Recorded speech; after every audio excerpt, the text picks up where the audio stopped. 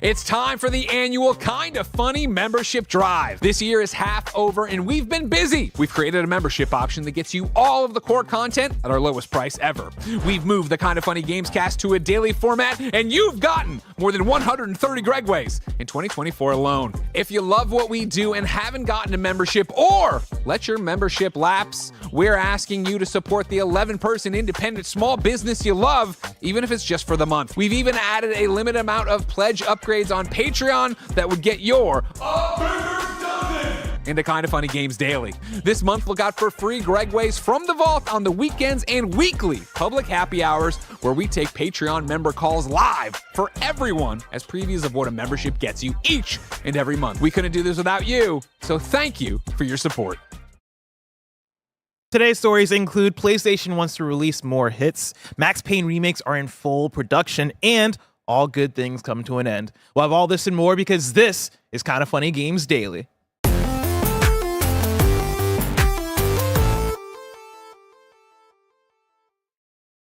Yo, what's up? Welcome to Kinda Funny Games Daily for Friday, August 9th, 2024. I'm one of your hosts, Blessing Adeoye Jr. Joining me is the LaCroix Poppy, Tim Buggin Geddes. Bless, I'm feeling excellent on this Friday morning. Why is that? Because next week I'm going on my honeymoon, which is very exciting. Oh, where are you going? Going to Mexico. Oh. Kicking it off with another wedding that I'm officiating. I'm officiating my friend from middle school and high school's wedding. So all that's exciting. But I just found out that the after party of the wedding is on a yacht. Oh, that's sick. And there's karaoke on the yacht. Oh, that's really sick. And there's karaoke on the front part of the boat. What's that called, Kevin? The deck? Is the deck just the top of it? Yeah, I think the deck's the top. The starboard side, perhaps? I think that might be the right. There's right stern. It's the stern. There it is. The bow. Bow? Might be I'm the not bow. so sure. Bow or the stern? What am I thinking All I of? fucking know, Bless, is that I'm going to be standing wherever the hell Leonardo DiCaprio stood, and I am going to hit I'm on a boat harder than any man has ever hit that song in recorded fucking history. Out of all the people that have been on a boat, to reference Leonardo DiCaprio in Titanic. Damn, dude. That's crazy. Because that went down in not a great way in that movie. Yeah, but True, like, but that like- was the most iconic person on a boat. Ever. Like, No one's ever been on a boat harder than Leonardo DiCaprio. Until recently, it was the most anyone ever saw it in theaters. Well, that's like me being like, I'm going to be on the plane where Denzel was in the movie Flight. No. You gotta know the plane. You gotta know the plane. It was like, let me pick a positive plane experience. I mean, there's to no reference myself positive to. boating. Here's the thing. The first VHS of Titanic, positive. Don't watch the second half. That is Okay. just a nice romance.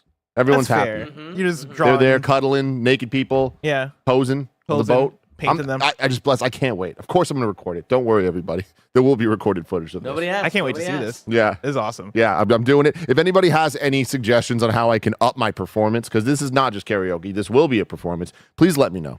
I will be bringing props. I mean, I'm bringing an inflatable dolphin. oh, thank you so much. I mean, see, the deck is in the front. What am I thinking? Is Well, it the deck's just the deck's top. The This is flat part of the top, right? The deck's just what you stand on. What am I thinking? Is poop deck a thing? Yeah. Okay. Because when you were asking about like the parts of the boat, for some reason my mind was like the booty. And I was like, I'm going to be fucking singing on the booty, baby. and I Let's was go. like, that's not right. And I was like, it has to do with shit. Yeah. What's the word I'm looking Poop for? deck. Yeah. I don't know what the poop deck is. I imagine the poop deck is. Is it not just the same It's just as the deck? It's just. I think it's the back part of the deck, but I don't know We that. don't have to guess. Like, we have the Oh. technology to look In it up. naval architecture, a poop deck is a deck that forms the roof of a cabin built in the rear or aft Okay. part of So- the superstructure. So it's where like Captain Right? Hook lived. Yeah, exactly. That's where the captain's holding up the, You know, Alright. he's got the big. What's the big thing called? booty. No, the big thing they spin around. Oh, the wheel. Yeah. But great answer, Booty. I'm really yes. proud of you for that. I know Thank what you're you. talking Yeah. about. Yeah. Tim, before the show, you asked me about 2XKO. Oh, I did. Because I was playing it yesterday. Me and Mike did the Kinda Funny stream, and then we went home and played it a lot more in our personal streams. And we're going to play it again today on the Kinda Funny stream again. When I tell you that I've been thinking about 2XKO whenever I'm not playing this game. And one of the It's one of things them that- games. It's one of them ones where I was talking to Mike on the stream, and I was like, I can't believe they're going to take this away from us in like 10 days. We're not going to be able to play this anymore because we're playing the alpha. It's called the alpha lab test. It's an alpha that we're in a closed alpha. The thing that I'm most impressed with so far with it is the fact that, you know, it is me playing with Mike. I'm more of a fighting game person than Mike is, but Mike is a League of Legends fan, right? And all these characters are from League of Legends.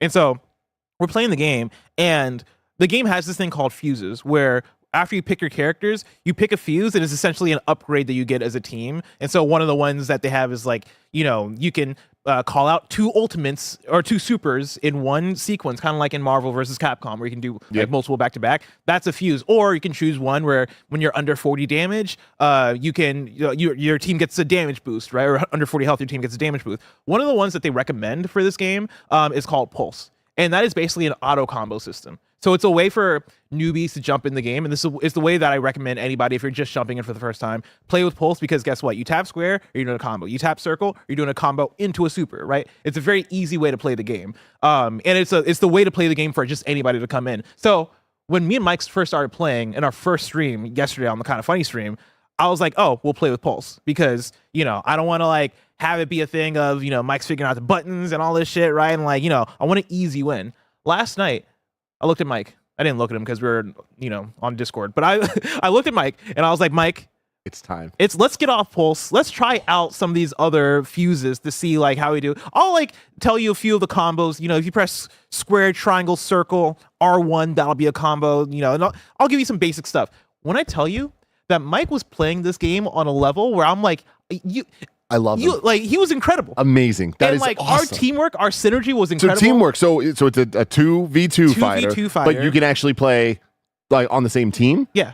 That's so that's the whole pitch sweet. of it, is that, you're going in with a friend and you are playing Very 2v2 cool. against other people. And so the cool thing about it is that it's an assist fighter. And so you're calling people in, you're tagging people out type thing. And I went back and I was watching some of the VOD. And the way that me and Mike were communicating and calling things out of like, I need to check this out. That's awesome. If you're the person that's out, right? If there's point and I guess the assist, if you're that person that's on assist, right? You can press the button to come in and do your assist move, but then the person that's in can confirm your tag, and then boom, like you do the assist move, now you're in, now you're fighting. And so it would be a thing of, all right, Mike's coming in, boom, all right, Mike, you're in, go get him. Or I'll be in the middle of a combo, and there's a combo you can do that'll combo into a tag. It'll like knock the opponent up in the air and combo into a tag.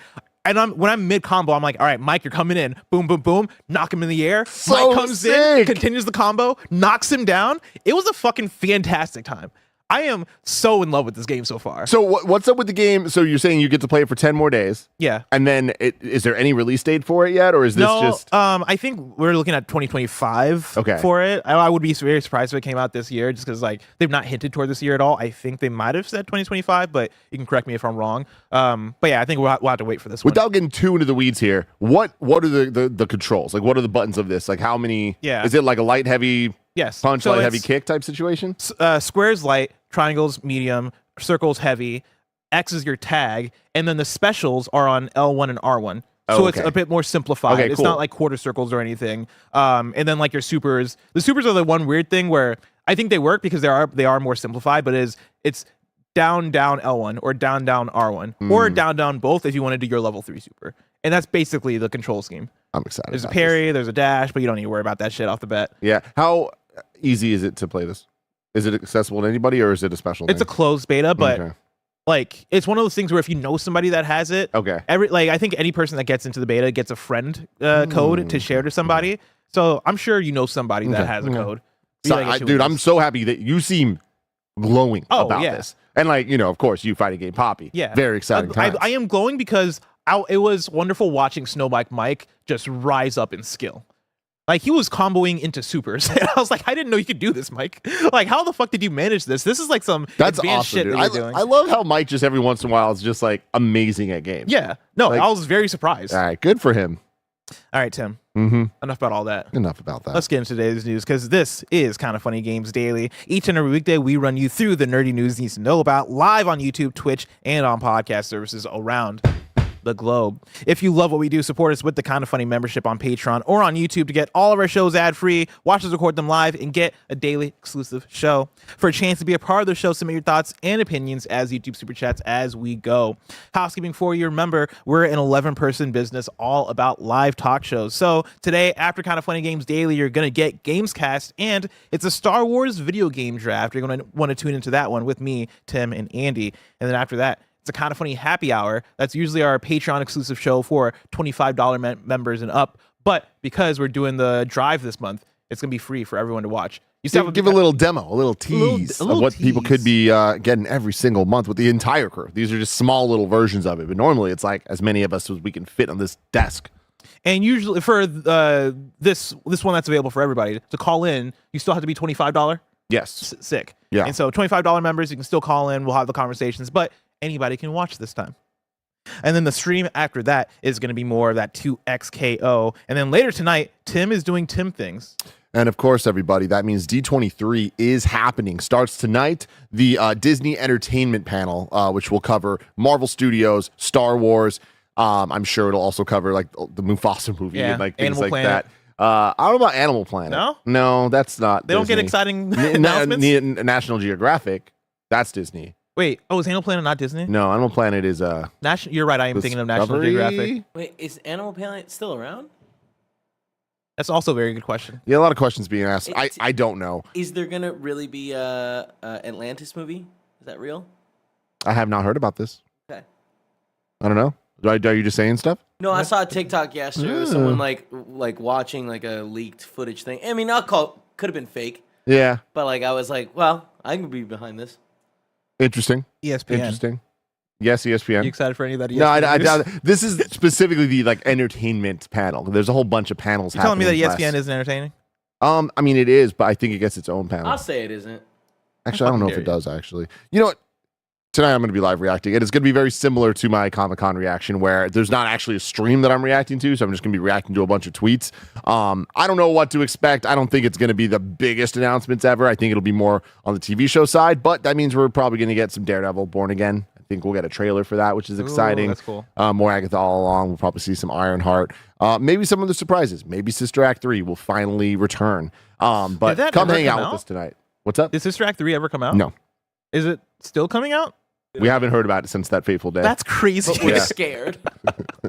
To tease it like Avengers Endgame and Yeah. go, you'll have it someday. Uh-huh, That's nuts to do for At the Sister same Act moment 3. Sephiroth was announced in Smash Brothers. And it's been in God. Smash Brothers for years now. Years. God, that's crazy. But anyway, hang out with me tonight. It's going to be fun. It'll be on youtube.com/kindoffunnygames exclusively. No Twitch, just YouTube. And I think it's going to start around 7. Rumor is it goes to like 10. So we're hanging out. You're hanging out. If you're a Kind of Funny member, you want to hang out some more, you can get today's Gregway. And then again, write into that, or call in, or write in, I think, for to the Kind of Funny Happy Hour to be involved in that.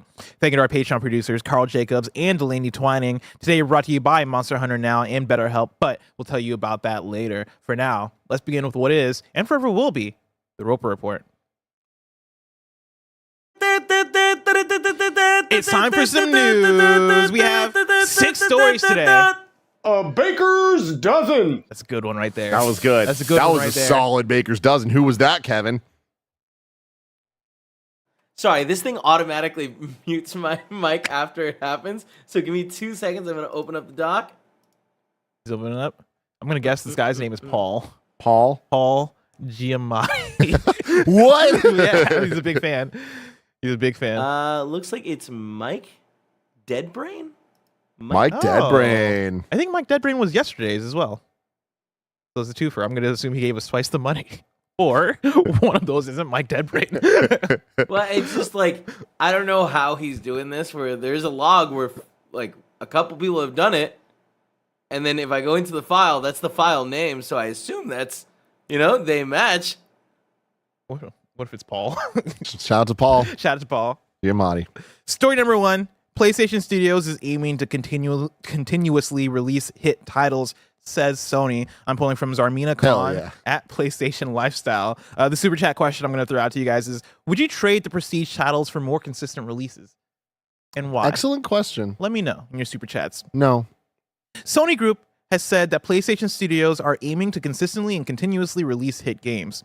To achieve this, Sony Interactive Entertainment is making an effort to refine its development processes and release schedules. Having previously acknowledged that PlayStation Studios are struggling with maintaining sustainable profit margins despite releasing best-selling games, Sony announced that it was restructuring the PlayStation division. As part of the process, more than 900 roles were eliminated and new management structure was implemented under joint CEOs Herman Holst and Hideaki Nishino.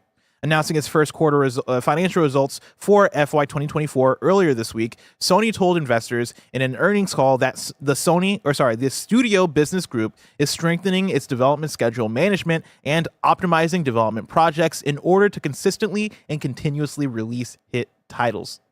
Meanwhile, Sony's platform business group will focus on maintaining and expanding the number of active PlayStation users while strengthening user engagement. The goal is to establish a stable earnings base as a matter of priority. PlayStation did not release any major first-party blockbusters this year, but did publish quite a few console exclusives. 3 smaller first-party games are scheduled for fall 2024: Concord, Astrobot, and LEGO Horizon Adventures. This is sort of a continuation of a conversation we had a couple days ago regarding the PlayStation financial results. Tim, what does this say to you? When they give us a bit of that word salad there, that was essentially, we're working on continuously and consistently deliver, what was it? I lost it. Continuously, consistently release hit titles by optimizing development projects. What does that say to you, Tim? Look, you're right. It's word salad. It's a bunch of nothing. Why is this even a news story? All that aside, we're so fucking back, baby. Let's go. This to me says like, hey, hold on, everybody. Like we've been saying for years on this show at this point, Sony Santa Monica, Naughty Dog, Insomniac, they're going to put out new games. It's just a matter of when. And when those start coming out, they expect them to be consistent hits that are going to roll out, that people are going to love, and it's going to be more big wins for PlayStation. They're going to put out games that people like us are going to be talking about for decades to come. Anytime that they release a game, there's going to be the question of, how is it better than the last one? How does it compare against the other best games ever? Like, this to me is them, without officially saying, hey, the live service stuff, we're moving on from that strategy. This does feel in direct opposition to how these exact conversations were going last year, right? Where they were talking about reorganizing all of their business to focus more on making games that are just revenue drivers as opposed to making hits. Yeah. The type of hits they're talking about here, they're talking about Spider-Man and God of War and Horizon. So I'm very happy with that. Again, I'm not surprised, but I'm happy because this was not a guarantee. Like they could have just quadrupled down on putting out more and more games or more and more resources into things that we don't look to PlayStation as doing great yet. Yeah, it's funny. The way I read this is more so not that we're going to get rid of the Uncharted or the God of Wars or the Last of Us or anything like that, right? But how do we optimize? A big conversation we've had in recent times is how much money are you making in a Spider-Man or a God of War and a Last of Us 2 versus how much money are you losing on making these games, right? And how does that balance out? And what is PlayStation's perception of that? Because you look at the numbers, you look at the leaks, you look at that stuff, and you're like, oh man, yeah, I don't like the video games industry for pretty much any publisher right now is in an unstable place and also in sort of a dip. I don't think that's PlayStation's in a different place with that, right? And I wonder, with this, them talking about, again, coming off of this year of not having a major first-party franchise release, right? We want to focus on strengthening the development schedule management and optimizing development projects in order to consistently, continuously release hit titles. For me, that is PlayStation going, all right, we've left these studios alone forever. We've let Sony Santa Monica do their thing. We've let Naughty Dog do their thing. And these guys are taking forever on making video games. We want to have maybe a more hands-on approach.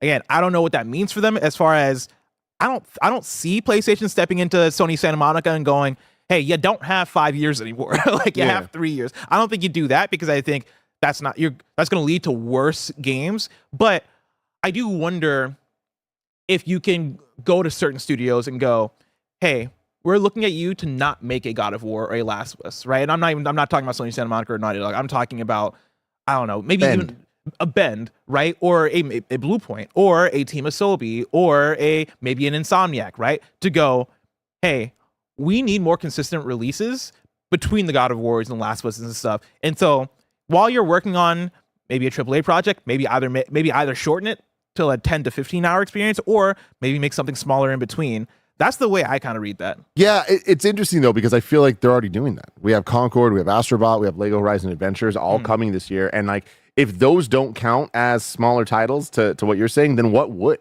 You know what I mean? Yeah. Like, I feel like Astrobot in particular, I think, is a perfect example of that's a real game, but we don't look at it that way. We do. Yeah. You know what I mean? I'm incredibly hyped for it, but like it's not on the same level as the titles we keep talking about. And we all get that. We all know that. I'm with you. And just to be clear, I've said this a million times and I'll continue to. I wish that Last of Us 3 would be as big as Last of Us 1, not Last of Us 2. Like, I feel like we don't need, there's about 10 hours that you can cut off. Not that I didn't love those 10 hours, but I don't know that all has to be in one. I don't think we game. need those 10 hours. You know what I mean? I feel like it's more like that those 10 hours could then be in a different game that comes out 3 years instead of 10 years away from, or, whatever. The math doesn't math there, but like, I would love more smaller titles and for us to wrap our heads around Miles Morales. That's the length of a Spider-Man game. It doesn't need to be gigantic. Yeah. But I just don't see that shift happening because to do that, you need to commit to it and you need to push through the audience pushing back and being upset about it because the audience is very vocal about gameplay hours to money, right? Mm-hmm. And until they're just like, hey, motherfuckers, this is what it costs. When you say audience is very vocal to it, are they? Like, I know I think there is an audience that we're aware of and that we see because we're in it, right? Like we're on Twitter, we have a gaming audience, like we see a lot of the hardcore gaming shit. But like, I'd be surprised to hear from, I guess, the mainstream people that are buying a Spider-Man 2 to go, oh man, I paid $70 for it, and this 20 hours wasn't enough video game for me. I think that it is the mainstream people the most. Really? I think it's the people that are just buying games like just haphazardly, and they're just like, wow, I can't. Like my friend Curran, the amount of times he bitches about how short a game is, and I'm like, how long did you play? And he was like 40 hours. I'm like, what the fuck are you talking about, dude? Yeah. You spent $70 or whatever, and chances are he even got it on sale. Or motherfuckers like me gave it to him. Yeah. And this motherfucker's still complaining. You know what I mean? I feel like they're just the sense of value and the sense of like what the amount of time I think matters to a lot of people in a way that like I just don't, it doesn't resonate with me at all. But I do think that is a more mainstream thing that I imagine developers have to deal with a lot. Like I do think that it's not just like it's the vocal minority. I think that it is like the vocal, maybe not majority, but like a lot it's of a people, sizable like group an audience that matters to them. Yeah, exactly. There's a super chat here from SoftServe, which is a great username that says, "I would trade a kidney for Bloodborne on PC." Yeah, like I guess going back to the question of would you trade the prestige titles for more consistent releases? I phrase the question like that, even though I don't think it's an either or. Yeah. Right? Like I'm curious on what an audience responds to that with, but the way I look at it, and the question that I will follow up with is when we look at this year for PlayStation. I think we've talked about it as being a slow year because there's not been a Spider-Man, there's not been a God of War, and I find it not odd, but I think interesting as far as what my perception would be if I was PlayStation, because I think the strategy for PlayStation has been, all right, when our big first party PlayStation studios don't have a game ready, that's when we make the third party deals. And so this year we've gotten games like Rise of the Ronin, we've gotten Stellar Blade, we've gotten Helldivers 2. Rebirth. All of those were PlayStation Studios first party titles. And then you got an exclusive in Final Fantasy VII Rebirth, which is, I would say, one of the biggest single player games of the year. Totally.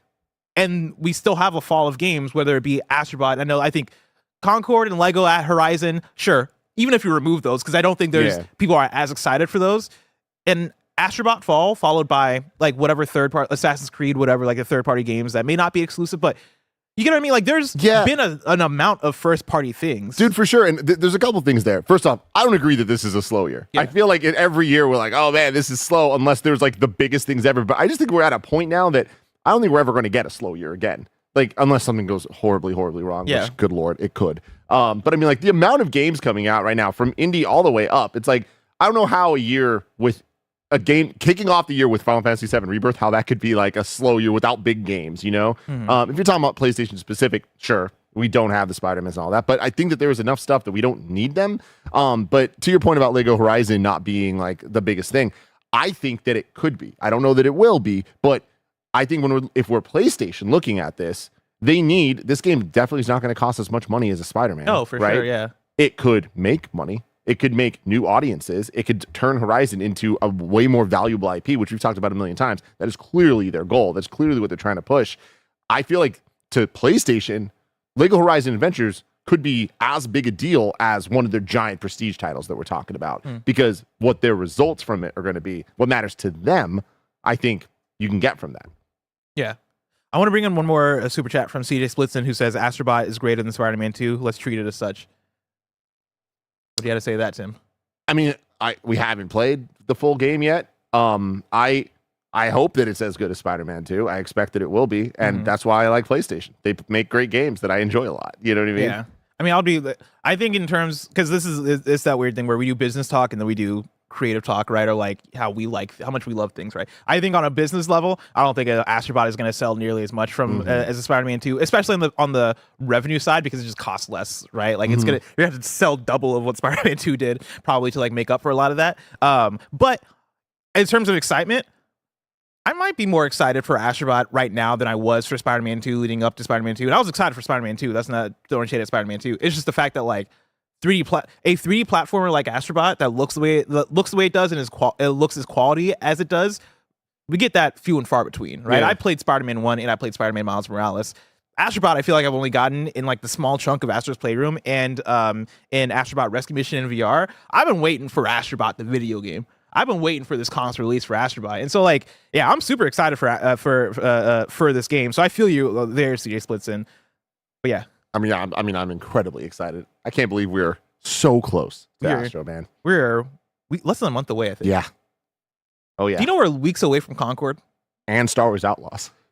Keep forgetting about Star Wars Outlaws. Yeah, 21 days away. Black Myth Wukong. 11 days away. Everything's coming. Why did you know that off the top of your head? Yeah, no, you're right. It's the 20th. Holy shit. Well, I'm glad the video games are back, Tim. They're back, baby. You know what other video games coming back? Max Payne. Story number 2, Max Payne 1 and 2 Remake is in full production, and Control 2 is now in a playable state. This is Jordan Middler at Video Games Chronicle. Remedy Entertainment has provided updates on several of its upcoming titles, including Max Payne 1 and 2 Remake, Control 2, and Condor. Shout out to Remedy. You know what I mean? Yeah. Just like here, motherfuckers. Out here just keeping people in the know. You know, every 2 days it feels like they're like, by the way, we're still working on this thing. Don't you worry. According to the developer, Control 2 has progressed to the production readiness stage. The game is now playable as the team reaches an important milestone in the game's development. Quote, the development team is working towards scaling up the production of the project, Remedy says. Max Payne 1 and 2 Remake, which Remedy is working on as a co-production with Rockstar, has progressed from production readiness to the full production stage. According to Remedy, the team is currently working towards a version of the game that is playable from beginning to end. Remedy also provided an update on its project codenamed Condor. Quote, the development team has worked on multiple maps and different mission types, and we've organized a growing amount of internal and limited external playtesting for feature validation and feedback, it says. Alan Wake 2, Remedy's most recent release, has also now recouped most of its development and marketing costs. Remedy released its first Alan Wake 2 DLC, Night Springs, in June. A second expansion is due out later this year. Again, shout out to the way Remedy does things. I like the transparency a lot. It's very cool, and again, very unique. I feel like they're in a position that they're able to do that and kind of keep up the promises. Like, I feel like they're very smart. Like, they're transparent, but they're also good business people, so they know the right moves to make. And like every project they're talking about here, especially in the wake of Alan Wake 2, it feels like they really are firing on all cylinders and creating this universe that people are just going to be excited because Remedy's working on it. Like, imagine the hype for Control 2 and compare that to the hype for Control 1. Like, and obviously new IP and sequels tend to work that way, but I feel like it's going to be exponentially higher because I think coming off of Alan Wake 2. Exactly. Yeah. It's like, I feel like there's just such a love and trust for Remedy right now that everything they're talking about here, even remaking Max Payne 1 and 2, it's like that those are projects people are looking forward to. They're going to be excited about. And I feel like it is the right time to do that in this Remedy universe.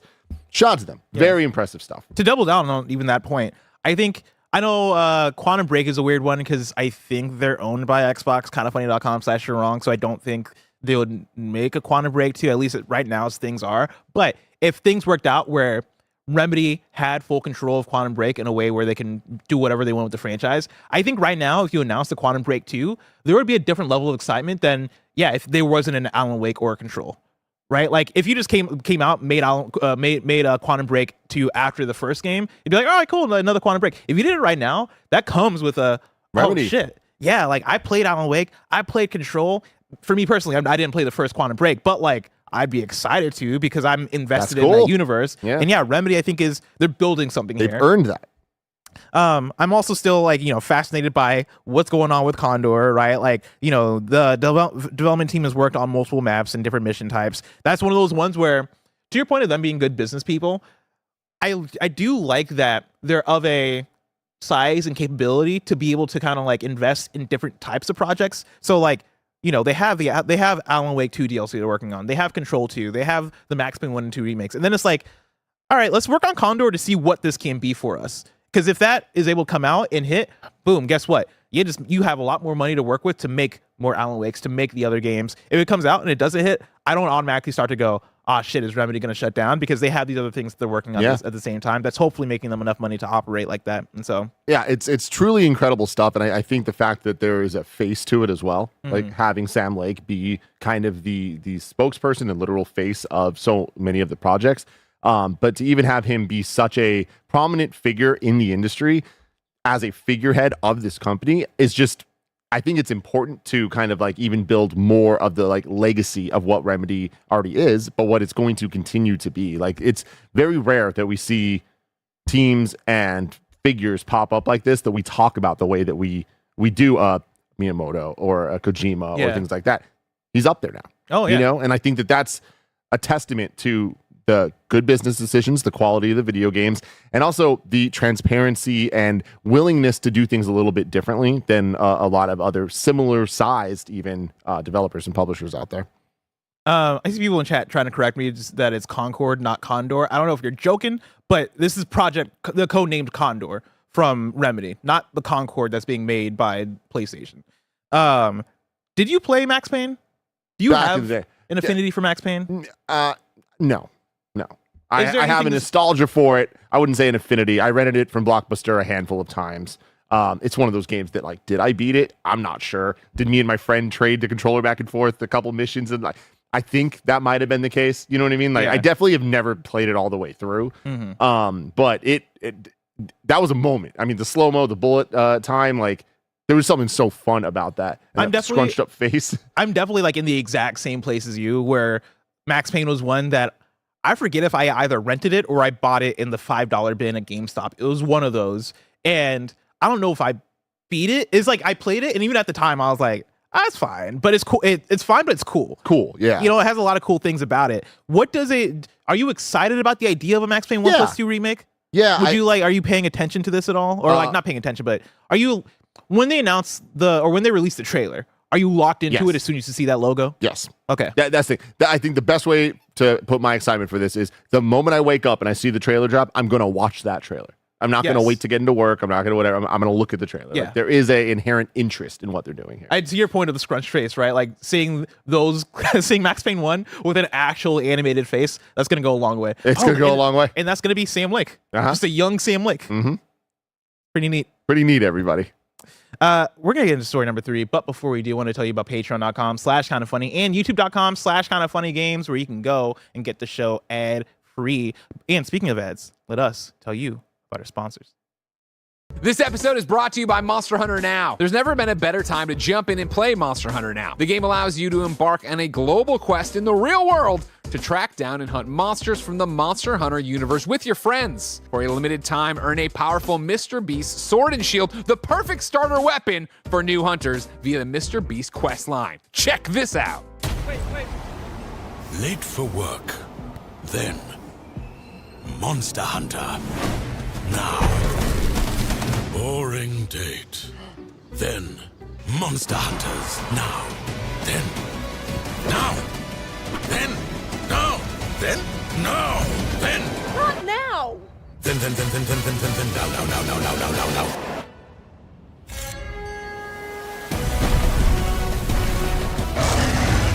Monster Hunter Now. Hunt anywhere. Download Monster Hunter Now by scanning this QR code or going to kindafunny.com/Monster Hunter Now. Again, go to kindafunny.com/Monster Hunter Now to get Monster Hunter Now. This episode is brought to you by BetterHelp. Every once in a while, it is important to check in and ask yourself, what are your self-care non-negotiables? When your schedule is packed with kids' activities, big work projects, and more, it's easy to let your priorities slip. Even when we know what makes us happy, it's hard to make time for it. But when you feel like you have no time for yourself, non-negotiables like therapy are more important than ever. Some of Tim's best friends use BetterHelp and love how helpful it can be for learning positive coping skills and how to set boundaries. It empowers you to be the best version of yourself. It isn't just for those who've experienced major trauma. If you're thinking of starting therapy, give BetterHelp a try. It's entirely online, designed to be convenient, flexible, and suited to your schedule. Just fill out a brief questionnaire to get matched with a licensed therapist and switch therapists anytime for no additional charge. Never skip therapy day with BetterHelp. Visit betterhelp.com/kindafunny today to get 10% off your first month. That's BetterHelp, HELP.com/kindafunny. And we're back with story number 3. What's Good Games is coming to an end. This is tweeted out from the What's Good Games Twitter account this morning. With a mix of gratitude and heavy hearts, we'll soon be saying, "What's good, everybody?" for the final time. After 7 years and over 375 episodes of video game news, commentary, analysis, and funny stuff, it's time for us to backflip off the earth. Since day one, Oh my God. since day one, y'all have been the heartbeat of our community. Your engagement, support, and constant enthusiasm have made every episode a joy to create. We've explored the gaming universe together, celebrated industry milestones, and share our passions in a way that's been nothing short of magical. And just think of all the husbandos and waifus we've discussed over the years. For our last round of shenanigans, we'll be reminiscing about our funniest moments and diving into our favorite clips to celebrate the amazing journey we've all shared. Our series finale episode will be published on September 27th, 2024, so stay tuned for some final surprises and heartfelt messages.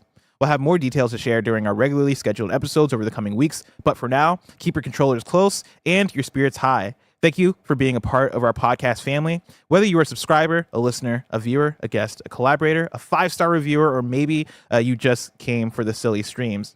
We're so proud of what we've created and contributed to this industry, and we couldn't have done it without you. With love and gratitude, the What's Good Games team. Series finale episode that hits in a way that's pretty wild. Obviously there's so much to say here. I just want to start by saying congratulations to Andrea and the team over there. They have done such amazing work, and not just for the work that they've done, but the work for the industry, the work for giving a voice to so many people that might not have felt like they belonged in video games. Like, I have with my own eyes seen rooms filled with people that wanted to go meet them at different panels and stuff because they felt welcome in the industry in a way that they never have before, because of the safe space that Andrea and the team created over there.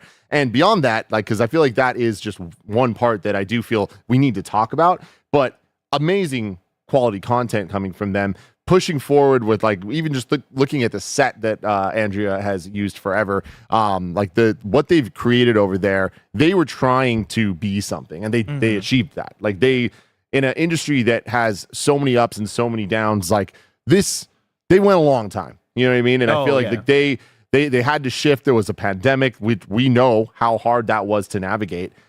They did, and them being able to do things remotely, like from the jump, even, and at the level of quality that they did, so damn impressive. And I know that this is not going to be the end of Britt or Ree or Andrea or any of them doing stuff in some way, shape, or form. But them coming together as a collective, I truly believe is like one of the more important moments in games media history, because it represented a need that they full body went into. Yeah. Like they put their all into it. And I think that the biggest shift, I know Andrea very well, and I'm always rooting for her, and I always have, and I always will.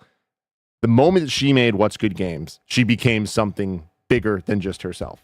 And that, all of a sudden, it wasn't just Andrea Renee host. It was, we're What's Good Games. We are a place that is welcoming, that we want people to have a place that they can go, and that's for the people on the show and for the people listening. So congratulations to them. I'll always love them. And while this is sad, I also think that this is a very big moment for them. And I think that it's time. All good things come to an end at some point, and I'm happy that it's on their terms. Yeah.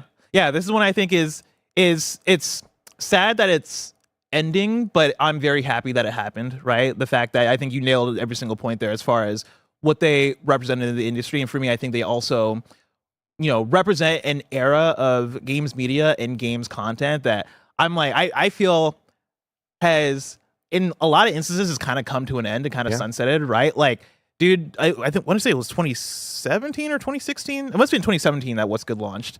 And I remember having so many different outlets that I looked to for video game content, right? I was heavy into listening and watching Kind of Funny content. I was heavy into listening to and watching Giant Bomb content, and it was What's Good Games. That was the other one. And also IGN. Like, there's so many different outlets that felt like they were firing from all cylinders as far as like being personalities, having like good video game conversations, being community-led and community-driven, and allowing the listener or viewer to feel like they're a part of something, feeling like they're a part of either community or family or, find groups of friends or whatever it may be. And I think that is very important. And What's Good, again, filled a specific need that I think is going to be very, very sorely missed. I know, obviously, Andrea and Brittany and Rihanna are going to continue making content in whatever ways that they choose. I know Rihanna still has her podcast that she does with Danny. I know Andrea is still going to be hosting all over the place. I know Brittany's still going to be doing her thing, right? But I think having them as a collective of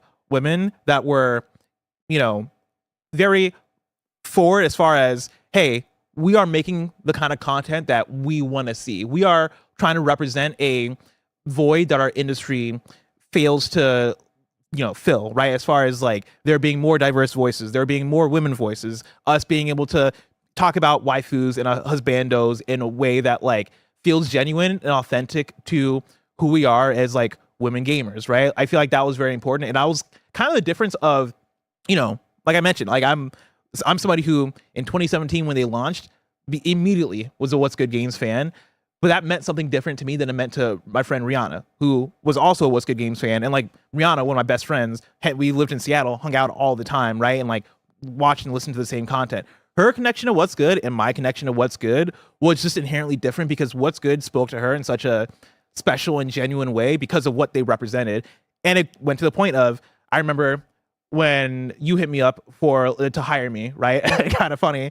And like, you were like, don't tell anybody. And then weeks later I told Rihanna, and like, we're emotional about it and said all these things, right? And a few weeks later, Rihanna came to me and was like, I think I might be going through the same thing right now of like, might be joining What's Good Games. And that was such a special thing, right? Of like, and look at y'all now, man. Look at us now doing our thing. But yeah, like What's Good Games, I think was so important to her, and it's so important to so many people. And I can name so many people in their community that came together like family. And I think that's very important. But yeah, What's Good Games content is going to be sorely missed. I hope to see What's Good Games, like the children of What's Good Games. I want to see more podcasts that are taken after what What's Good Games did. I want to see more people that are inspired to do their own thing, or make more women-led shows, or make more shows that are just people being unabashedly themselves. I think that's very important. And with that, this is unfortunate.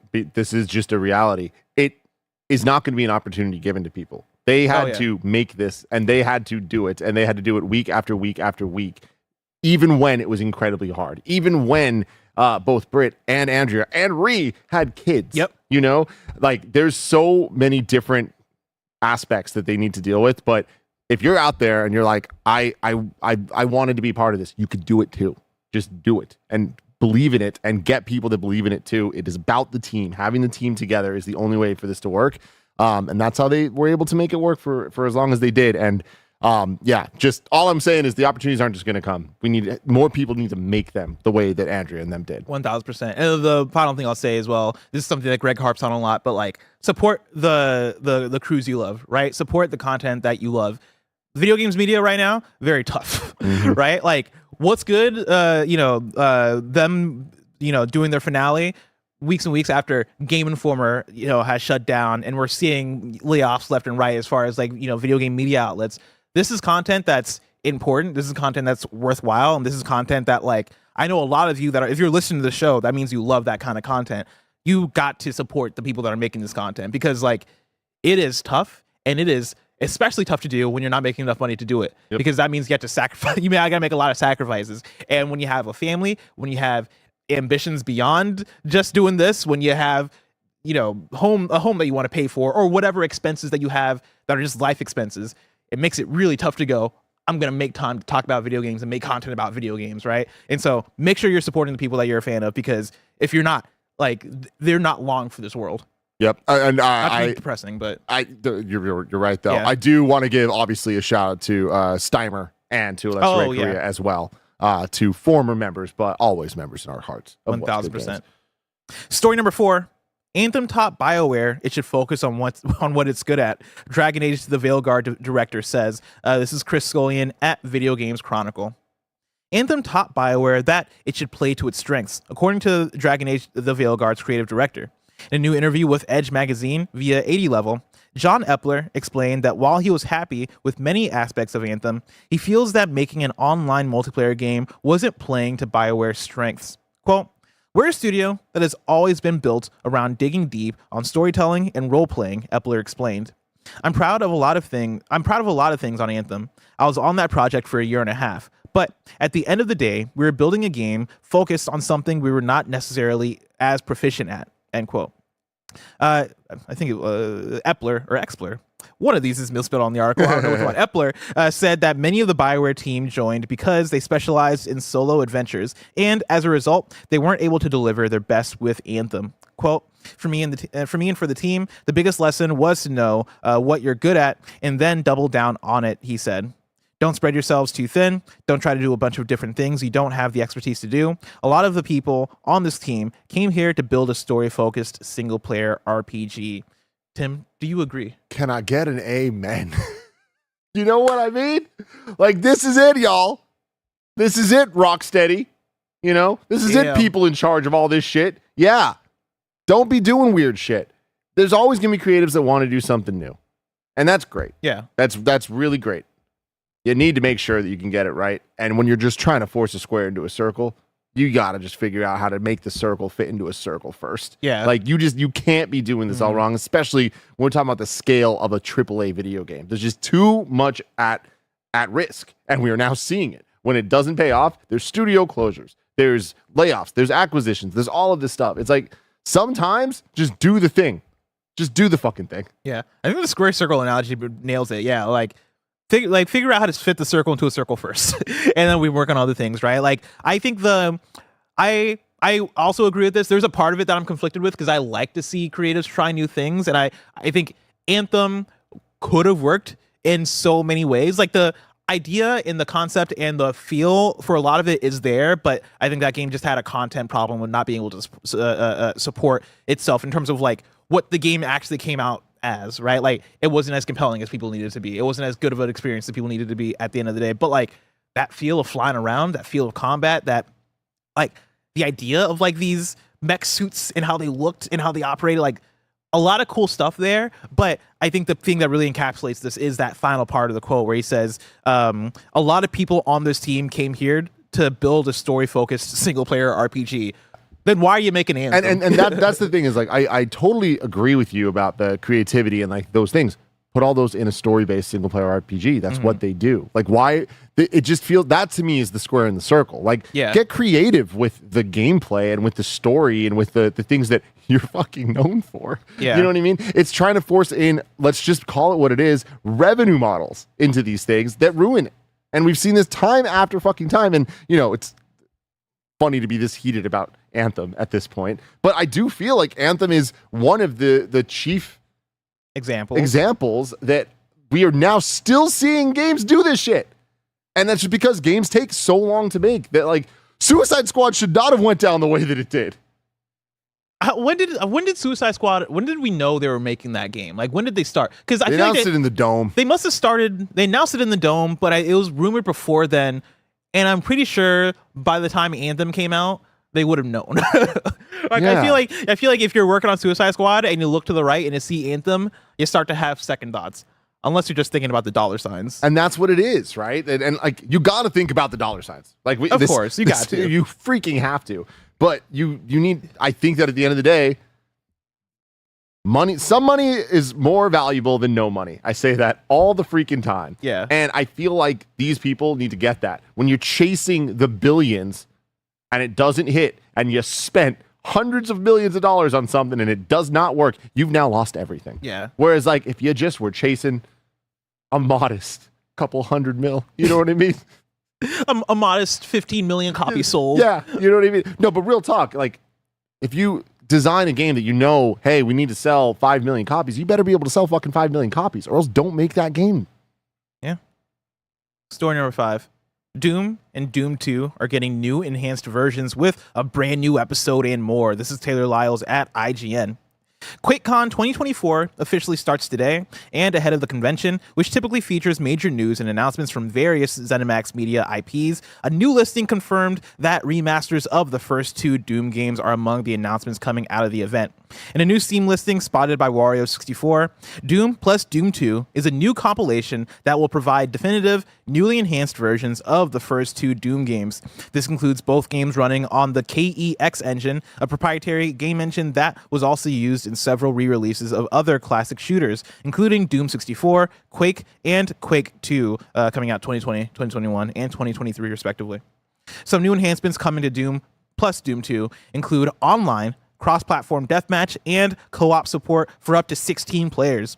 Additionally, the re-release will include upgraded visuals, support for modern controllers, and a weapon carousel, allowing for faster weapon switching.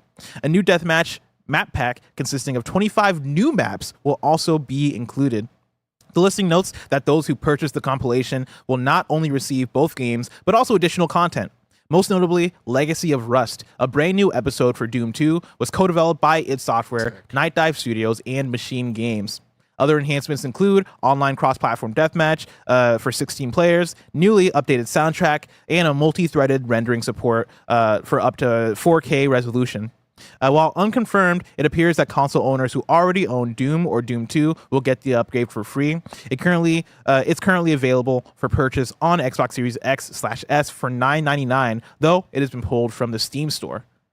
This is cool. This is hot fire, dude. I love this. I've been telling you a lot recently that like I've been obsessed with looking at like modded versions of like Classic N64 games being decompiled and stuff. Like there's something to me that is just so cool about remastering a game or like remaking a game, but the goal of it being to keep the soul of the game intact, like keep the crunchy colors, keep the vibe of the sounds, like the circle-y looks. Like I don't want a Mario 64 where he looks like Mario from Mario Odyssey.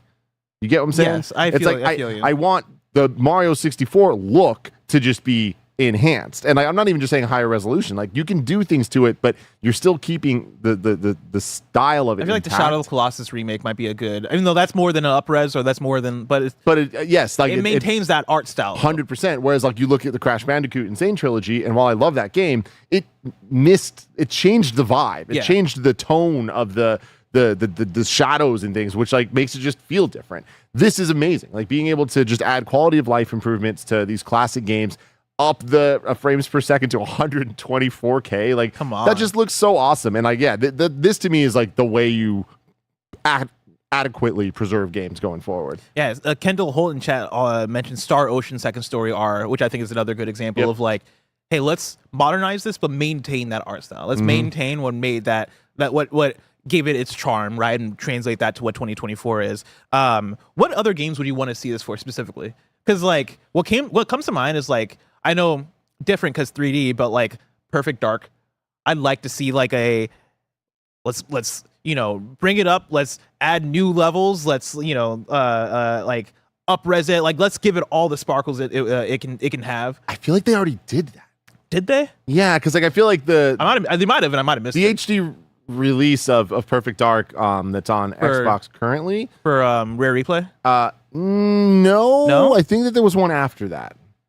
I could be wrong, but like I'm pretty sure they released Perfect Dark as a standalone thing after Rare Replay. Okay.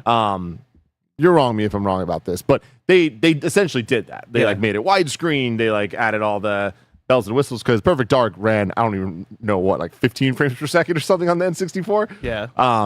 But it didn't add new levels or anything like that. But which is what I'm thinking of like, I know the GoldenEye like re-releases are, I think, are an example of they'll add in, or they'll like advertise it as like, we've added in online, but the online will be so bare bones. And like Nintendo Switch Online does this every single time of, oh, these games have online now, but it's like the weird online where it's like you're just you're connecting into somebody's game and you're just playing locally, but it's all delayed because of the way it works. I want like fucking like native, we're building this into the actual game to like work in a different, more modernized way to where you're hopping into online, there's matchmaking, and it feels more natural. I know that takes a lot of work.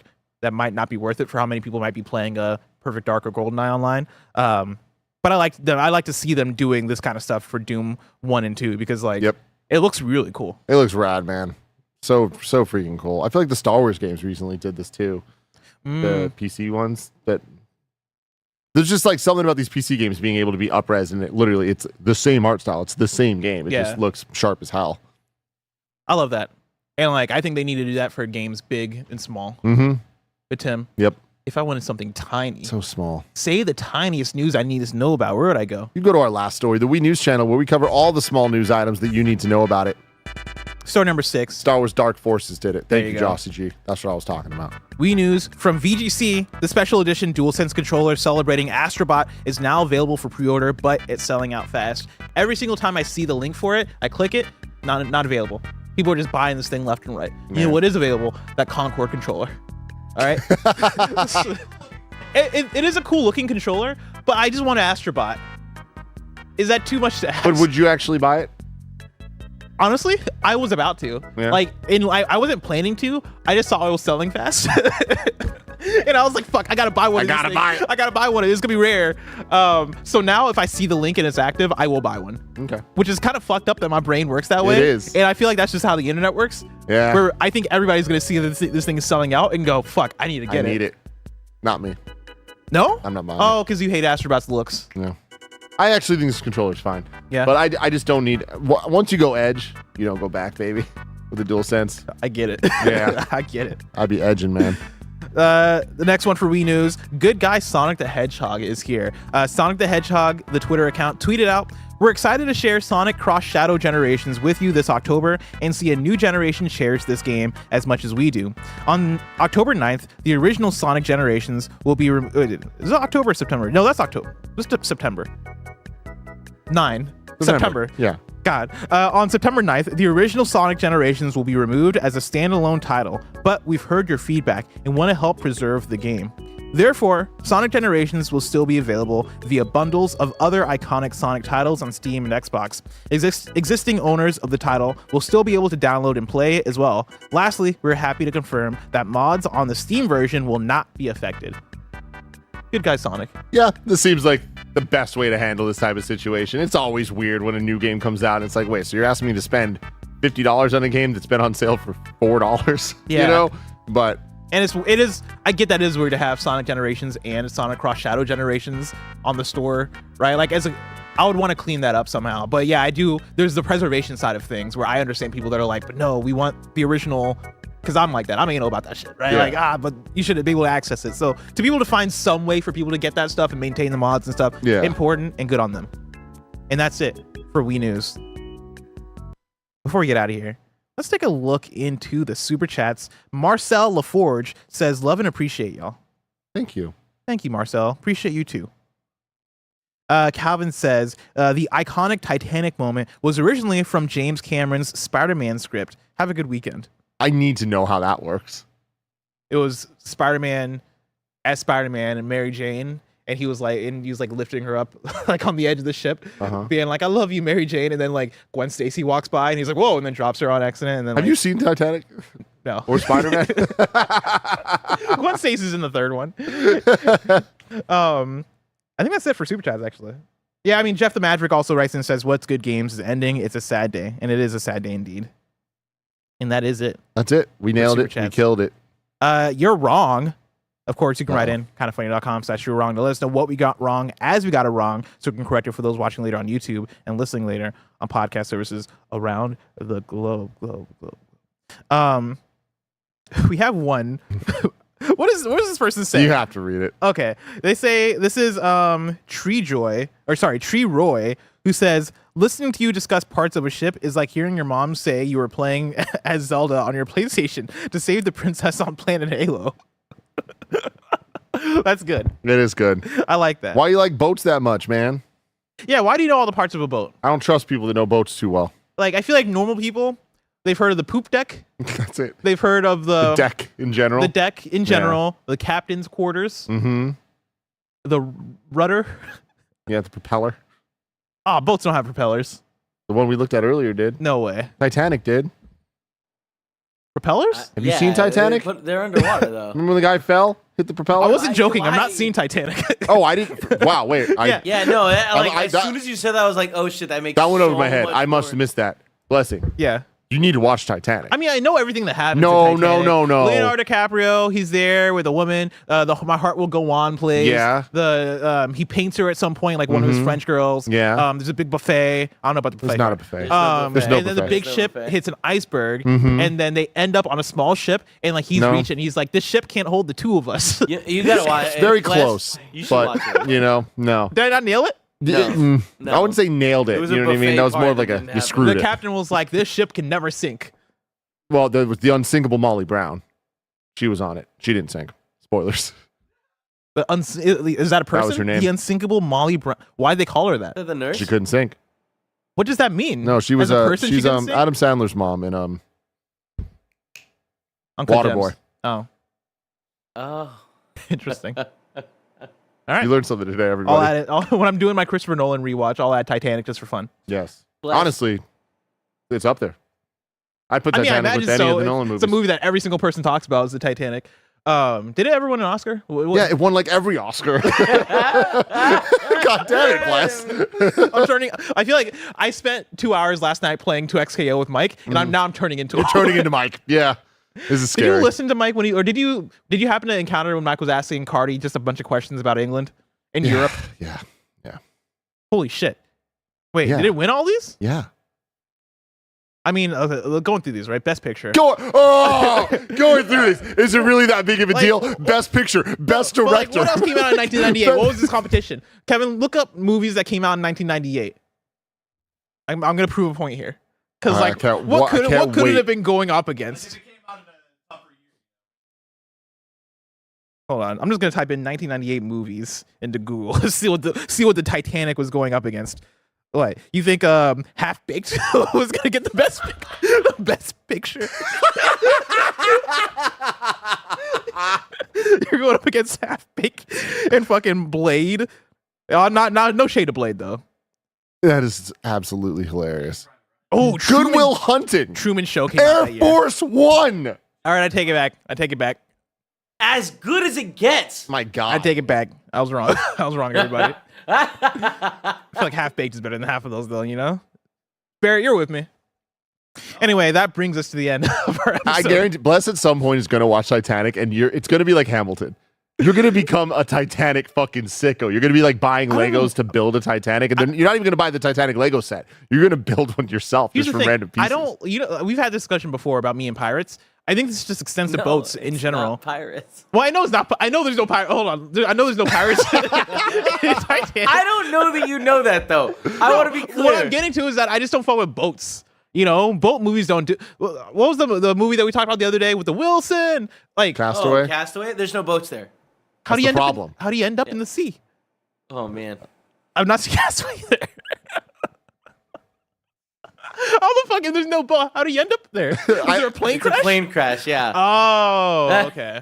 Why do you have the volleyball? It's a FedEx plane. You gotta watch more movies. This brings us to the end of Kind of Funny Games Daily. Of course, each and every weekday, we run you through the nerdy news you need to know about live on YouTube, Twitch, and on podcast services around the globe. If you love what we do, support us with the Kind of Funny membership on Patreon or on YouTube to get all of our shows ad-free, watch Score Them Live, and get a daily exclusive show. Enjoy the GAMESCAST after this, the happy hour after that, and the stream after that. But until next time, Game Daily.